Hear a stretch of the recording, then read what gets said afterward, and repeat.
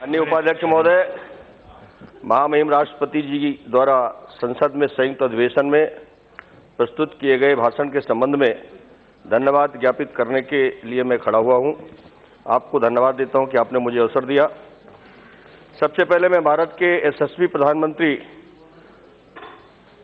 और विश्व पटल पर भारत का कद ऊंचा करने वाले श्रीमान नरेंद्र मोदी जी को तथा उनकी सरकार को धन्यवाद देता हूं, जिन्होंने मेरे लोकसभा क्षेत्र सतना के अंतर्गत चित्रकूट को अपनी कर्मस्थली बनाने वाले नानाजी देशमुख को भारत रत्न से अलंकृत किया है। इसके लिए मैं सतना की पूरी जनता की तरफ से सरकार को हृदय से धन्यवाद देता हूं। दूसरा धन्यवाद एक बहुत साधारण परिवार में जन्म लेने वाले श्री बाबूलाल दाहिया, साधारण शिक्षक हैं और बघेली भाषा के बहुत उत्कृष्ट कवि भी हैं।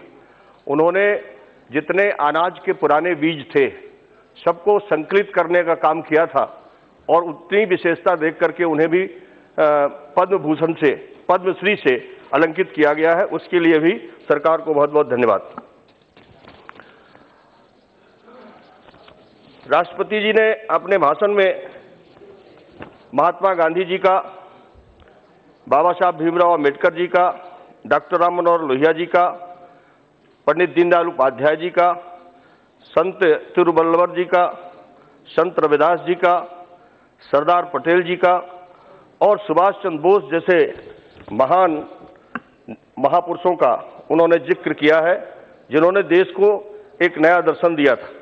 प्रधानमंत्री नरेंद्र मोदी जी ने उन्हीं के आदर्शों पर चलकर देश में एक सफल सरकार देने का काम किया, जिसका उल्लेख महामहिम राष्ट्रपति जी ने अपने भाषण में किया है।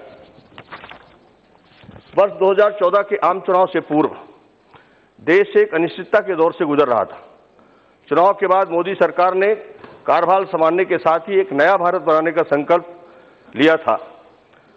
एक ऐसा भारत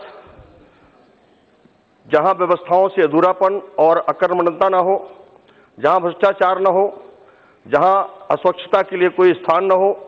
पहले दिन से मोदी सरकार का लक्ष्य था कि सभी देशवासियों का जीवन सुधरे, कुशासन से पैदा हुई उनकी मुसीबतें दूर हों और समाज की आखिरी पंक्ति में खड़े व्यक्ति तक जन सुविधाएं पहुंचे। मैं उपाध्यक्ष महोदय आपके माध्यम से निवेदन कर रहा हूं, प्रधानमंत्री जी ने 2014 के पहले दिन से जब सरकार में वो आए तब उन्होंने इस देश के आगे बढ़ाने के लिए उन्होंने जो योजनाएं शुरू की, जिसमें आयुष्मान भारत योजना, प्रधानमंत्री जन औषधि योजना, प्रधानमंत्री जन आरोग्य अभियान, प्रधानमंत्री सुरक्षा बीमा योजना, राष्ट्रीय पेंशन मिशन, मिशन इंद्रधनुष, प्रधानमंत्री आवास योजना, प्रधानमंत्री सौभाग्य योजना, सुगम्य भारत योजना, अन्य पिछड़ा वर्ग आयोग को संवैधानिक दर्जा, कौशल विकास अभियान, प्रधानमंत्री मुद्रा योजना, startup India, stand up India, प्रधानमंत्री रोजगार प्रोत्साहन योजना, खेलो इंडिया खेलो, सॉयल हेल्थ कार्ड योजना, पीएम फसल बीमा योजना, कॉमन सर्विस सेंटर, बेनामी संपत्ति कानून, direct benefit transfer scheme, insolvency और bankruptcy code, surgical strike, one rank one pension, जिनका इन सभी योजनाओं का महामहिम राष्ट्रपति जी ने अपने भाषण में उल्लेख किया है। मैं आपसे, आपके माध्यम से कहना चाहता हूं कि पिछले 4.5 वर्ष में देश की अर्थव्यवस्था औसतन 7.3% की रफ्तार से बढ़ी है। भारत अंतर्राष्ट्रीय व्यापार में एक महत्वपूर्ण भूमिका निभा रहा है। वर्ष 2014 में विश्व के जीडीपी में भारत का योगदान 2.6% था, अब ये बढ़कर के 3.3% हो गया है। आज भारत विश्व की 6ठी सबसे बड़ी अर्थव्यवस्था बन चुका है। प्रधानमंत्री श्री नरेंद्र मोदी जी की सरकार ने हर व्यक्ति के लिए मूलभूत सुविधाओं को ध्यान में रखकर योजनाएं बनाई। प्रत्येक व्यक्ति व वर्ग के लिए स्वास्थ्य, सुरक्षा, शिक्षा व्यवस्था की गई। ऐसे नए भारत का उदय हुआ है। उन्होंने एक ऐसा भारत बनाने की कोशिश की है, गरीब माँ जो लकड़ी के धुएं में खाना बनाती थी, वो बेबस बहन जो पैसे की चिंता में गंभीर बीमारी के बावजूद अपना इलाज टालती थी, वो बेटी जो शौच जाने के लिए सूरज ढलने का इंतजार करती थी, वो बच्चा जो पिछली बिजली के अभाव में पढ़ाई के लिए सूरज की रोशनी का इंतजार करता था, वो किसान जो ओले से फसल बर्बाद होते देखकर कर्ज चुकाने की चिंता में घिर जाता था, वो युवा जो कर्ज न मिल पाने के कारण अपना रोजगार शुरू नहीं कर पाता था, ऐसे ही असंख्य असहाय चेहरों ने मोदी सरकार के लक्ष्य तय किए और इसी सोच के वजह से योजनाओं को आज इतनी सफलता मिली है, जिसका उल्लेख महामहिम राष्ट्रपति महोदय ने अपने अभिभाषण में किया है। ये मेरे इन योजनाओं के बारे में मैं उदाहरण देना चाहता हूं। जो लोग कहते हैं कि ये योजनाएं सब हवा में है, मैं उनको बताना चाहता हूं, सतना मेरा जो लोकसभा क्षेत्र है सतना, उज्ज्वला योजना में अब तक लगभग 1,70,000 हितग्राहियों को गैस का कनेक्शन पहुंच चुका है और वो उसका उपयोग भी कर रहे हैं। प्रधानमंत्री आवास योजना में 44,475 स्वीकृत है, जिनमें 37,117 का गृह प्रवेश हो चुका है। ये मैं उनकी जानकारी में बताना चाहता हूं। आयुष्मान भारत योजना के तहत मेरे जिले में 2,05,800 गोल्डन कार्ड बन चुके, अब तक में 700 लोगों का इलाज भी हो चुका। सौभाग्य योजना के तहत सतना जिले में 42,826 कनेक्शन हो चुके हैं। ट्रांसफार्मर 290 लग गए। 11 केवी लाइन के 167 किलोमीटर तथा एलटी लाइन के 342 किलोमीटर के काम हो चुके हैं। 70 सालों में पहली बार यदि किसी सरकार ने ओबीसी को संवैधानिक अधिकार दिया है तो वह मोदी सरकार ने दिया है। सामाजिक न्याय के चलते अभी बाबा साहब भीमराव अम्बेडकर जी ने संविधान में लिख दिया था कि जो शैक्षणिक और सामाजिक दृष्टि से पीछे है उनको विशेष अवसर मिले।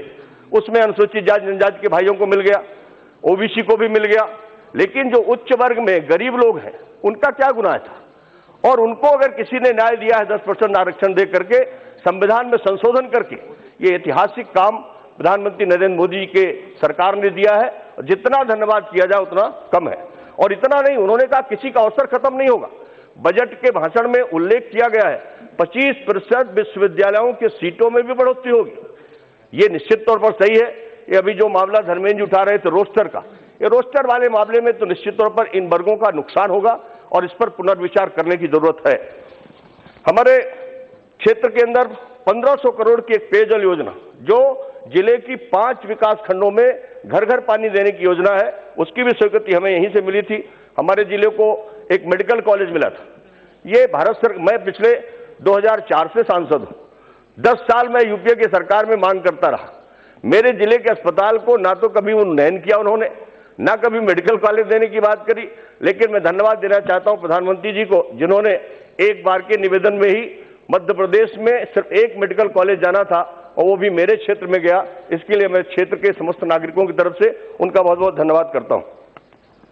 100 स्मार्ट सिटी बननी थी, उनमें से मेरे क्षेत्र को उन्होंने 17 को एक स्मार्ट सिटी भी दिया और उसमें करोड़ों रुपए के काम चल रहे हैं।